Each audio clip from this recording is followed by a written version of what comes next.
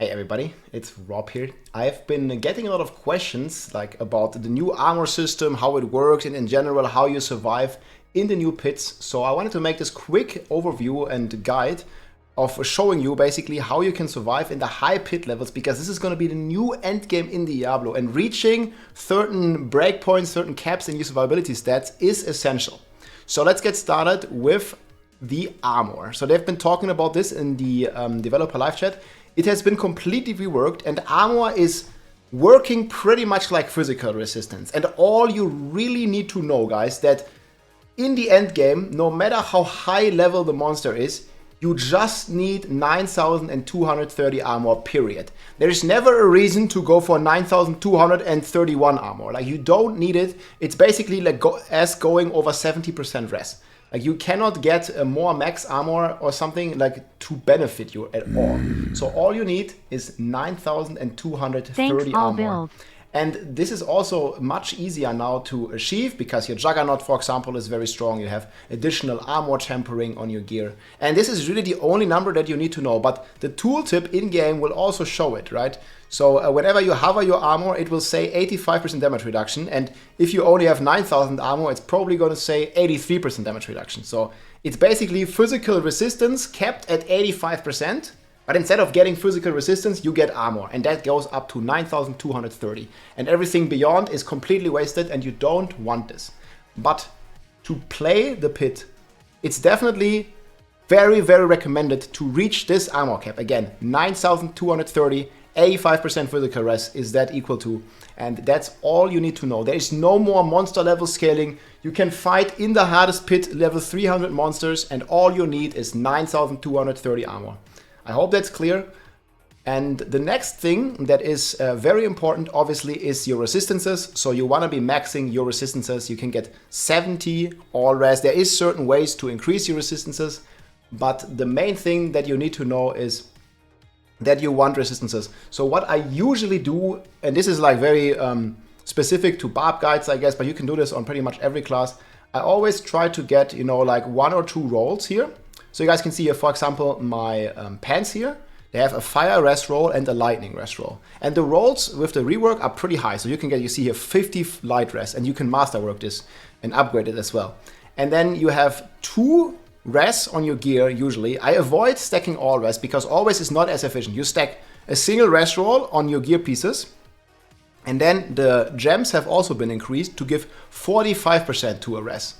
So what I do is I try to get all the different colors. So I usually stack lightning and fire rest on my gear. Like, just get a stat, like anywhere you can get it on your pants, on your helm, on your chest, even on gloves or boots.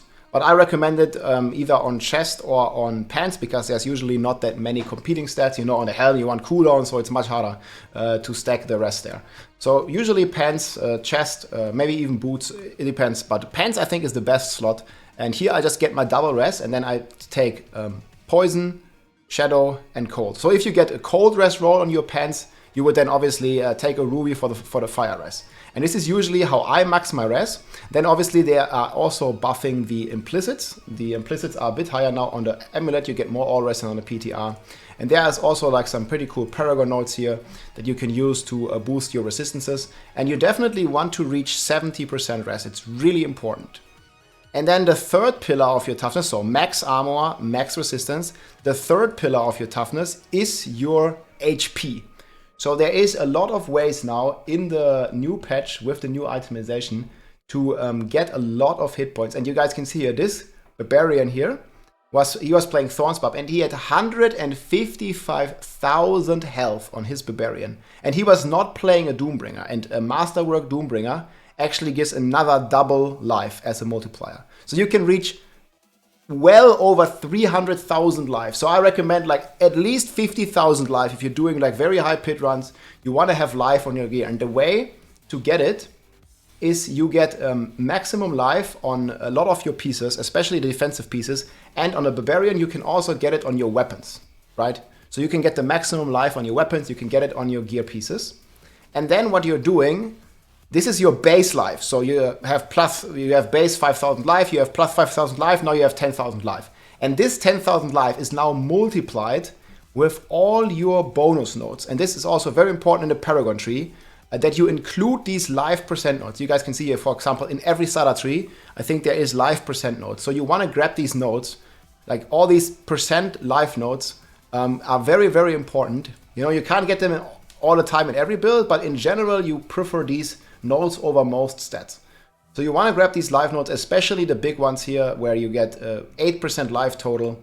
And these are very important because they are all separate multipliers. So what this means is, let's say you have 10,000 base life, like with your gear and with stuff, and then you're starting to multiply this. So you know here you have 2%, 2%, 4%. So it basically goes like times 1.04, and then times 1.02, and then another times 1.04, and then another times, you know, and I did plus actually, but it keeps going like this, and it's multiplicatively scaling. So the more life percent you have, the more value you get out of it.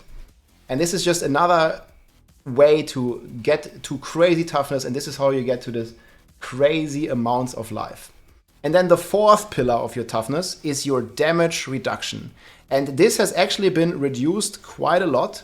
With the recent patch, you guys might remember, you got armor pieces that had damage reduction from close, damage reduction from distance, normal damage reduction, and damage reduction from bleeding enemies, like quadruple damage reduction. This does not exist anymore. You can't get flat damage reduction on your rare or on your legendary pieces.